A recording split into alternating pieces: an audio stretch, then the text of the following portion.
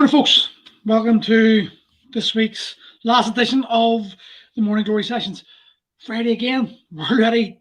We're nearly a third of the way through this year already, 2021, and we're a third of the way through in 2 weeks. That's insane.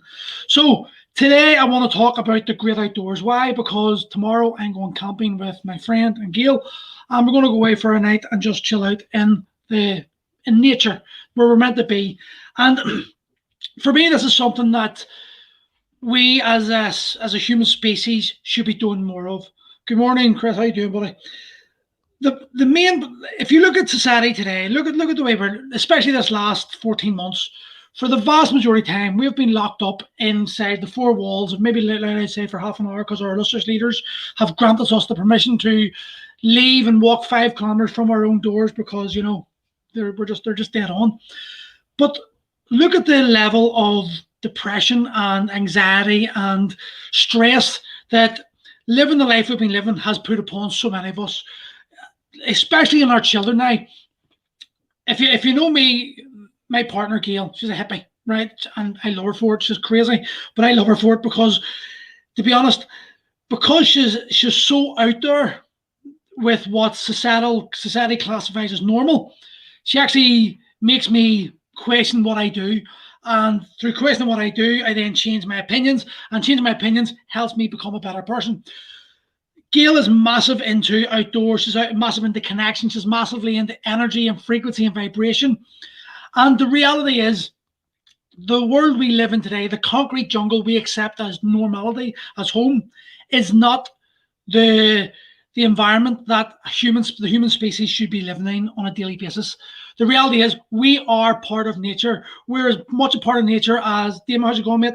We're as part of nature as the gazelles and the lions and the deer in the forest and the plants.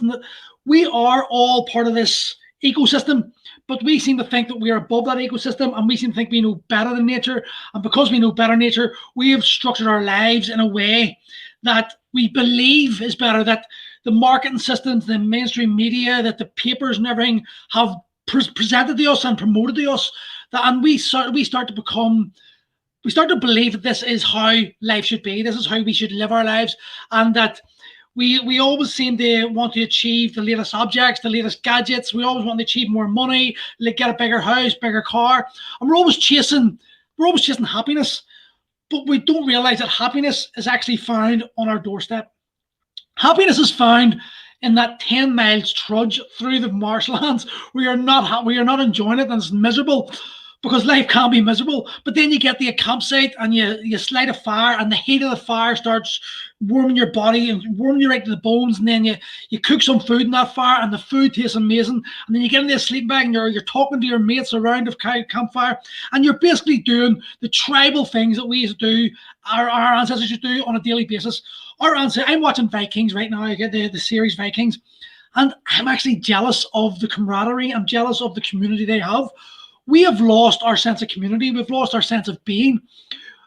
And then, like I said this before, the book Lost Connections is one of the most powerful books you'll ever listen to. Cormac, how you doing, buddy? It's a real ever read. Sorry, I listen to my books on Audible, but it's one of the most powerful books you'll ever read, and it talks about how we as a species are outside of our comfort zones, outside of what we need to be in to feel human.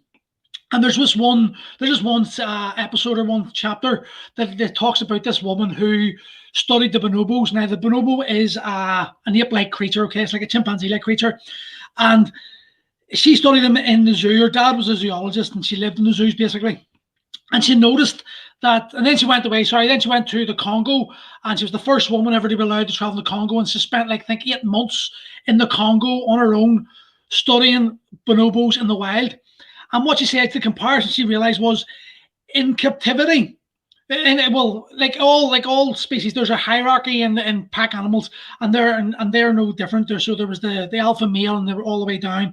And she said the lowest member of on the ladder, the lowest rung, it was shunned by its tribe, but it still had a sense of belonging. And though it wasn't happy, and she could notice it wasn't happy, she noticed that it still relied on the tribe. It still felt like a sense of belonging in the tribe. But in captivity, when they were put into an artificial environment, They noticed that the bonobos became actively depressed. They would rock back and forth, sort of like you've seen those Romanian children. Remember when Ceausescu was taken out, and the kids rocking because they were self isolated. And they were ignored. And this is what's happening in human beings. Except we don't recognize it. We're too focused on making money. We're too focused on paying bills. We're too focused on the internet, on TV, on what the news want us to focus on, that we don't actually realize that we're depressed and we're down and we're not living the human life because we are being advertised to and marketed to that the life we want to live is this life here. It's not the actual natural life we live. And I'm sure a lot of you go out camping yourselves and have experienced it. Like, I'm a camper van freak. I bought a camper van about 4 years ago. And for a year I lived in it. I was living in a flat over in North Belfast and I work in Lisburn.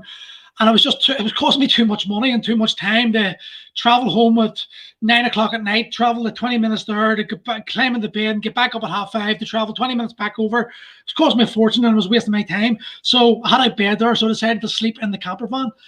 And then I lived in the camper van, I drove about in the camper van, and it was just basically unbelievable life. I loved the camper van life, and I really love camping. I love getting out in nature.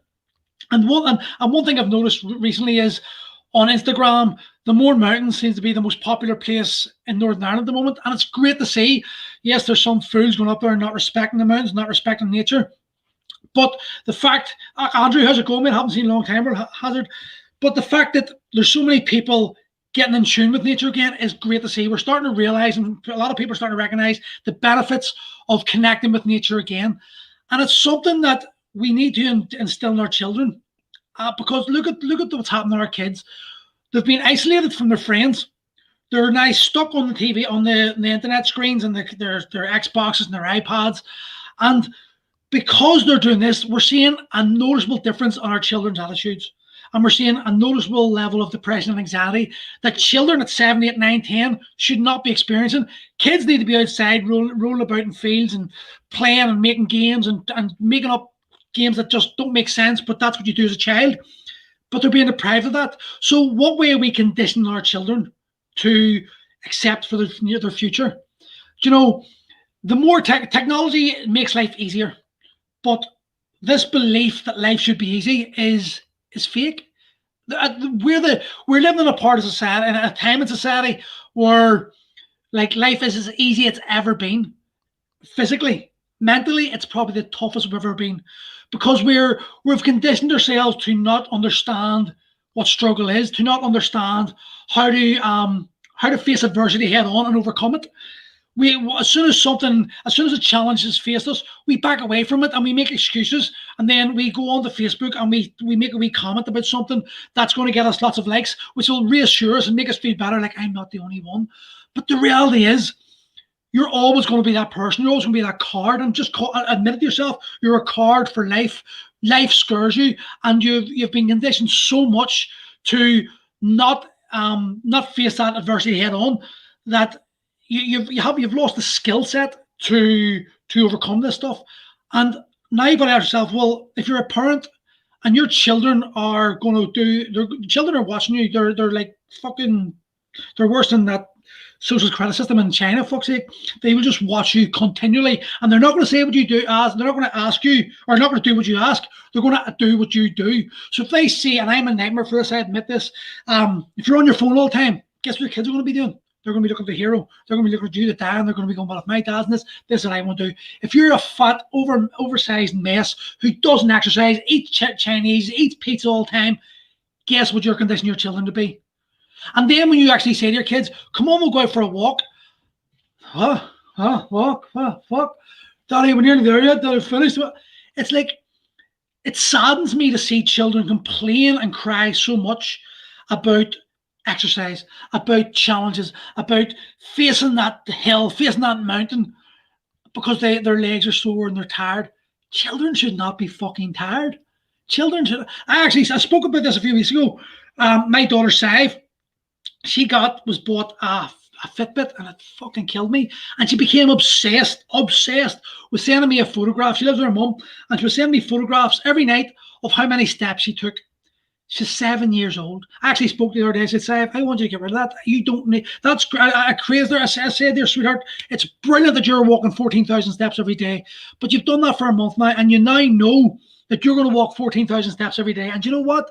You're 7 years old. You should be walking 14,000 steps every day, but you don't need to know you're walking 14,000 steps every day. All you need to know is, are you having fun? Are you playing games? Are you running about with your friends? Are you doing what you want to do to make you to have an enjoying life and enjoy your life? So she's got rid of it, thank God. But this introduction to technology children are getting from a young age, it's preventing them from discovering what it's like to be a human being. And you think about it, it's sad. Think about our childhood. I'm 43. Most of the guys watch me around about my age. Think about our childhoods. We didn't have the internet. We didn't have I went to a place called Mullaghmore in County Sligo every single summer. And my summers were spent on the beach, walking to the sand dunes with my granddad and the rear of the dog, and fishing. And then when it was raining, we played fucking snakes and ladders, Yahtzee, and we played fucking Mastermind and all these wee games. Because there was no internet, there was no focus on it, but we were allowed to be children. We played in the rain. When you came into the caravan, you were kicked straight back out, get outside and play. Now we're actively encouraging our children to stay inside, and we're going like, well, okay, if you play for half an hour, we'll let you go on the computer for half an hour. What the fuck are we doing to our children? Right, now let's think about this as a generational thing, because we're focused so much on, our children, that we don't think about generational down the line. What foundation are you laying today that's going to affect your children's outlook in life tomorrow? And then let's put them as the 43-year-old adults. What are they going to do, and how far technology is going to move on that's going to influence their children? So what are your grandchildren going to be like? And let's go one step further. We're going to be dead by this stage, but what about your great-grandchildren and this generation thing? So you're laying the foundations of your family's legacy right now. And you need to understand that, you need to own that, you need to accept that. And there's nothing stopping each and every one of you from getting your asses outside and walking down the Lagan, walking in a field, walking in a forest, driving to a beach and letting the kids play on the beach. Because I'll tell you one thing, as much as kids complain, the minute you put them in an environment where they're allowed to express themselves and become that child, that inner child that we all still hold in us, you will find them playing games, you will find them running about, you will find them enjoying themselves, you will find they completely forget about the internet. As long as they're allowed to explore and express themselves as the way humans should do, especially as children, and develop themselves, then you're going to find your kids are going to be a much happier child, and they're going to have much happier children. Good man, Chris, that's exactly what you should be doing. Nature is the greatest thing. I challenge any one of you who does not do much walking to drive the car to somewhere like Davis Mountain or the Mourne Mountains or Hillsborough Forest Park or wherever park or beach is near you, and just spend some time immersed in nature. And what you're going to find is you're going to become, your energy levels will change. You're going to vibrate at a different frequency. You're going to feel better, and you will start feeling more in tune with nature. And this may sound like some hippie shit, but it's a reality. Just because you don't believe it or just because you don't understand it does not make it any less true. We are not better than nature. We cannot conquer nature. We seem to think that we're walking about in this world that we control, but we've been shown that we don't control it. At any moment, do you remember Iceland volcano a few years ago? Shut us down. Now, there's the earthquakes, there's fucking tsunamis, there's volcanoes. Each and every one of those things, motherfuckers, could kill us at any point. We need to understand that we do not have the control that we believe we have, and that we are not in control of our environment, that we are part of the environment. And that's the most crucial part. We are part and parcel of our environments.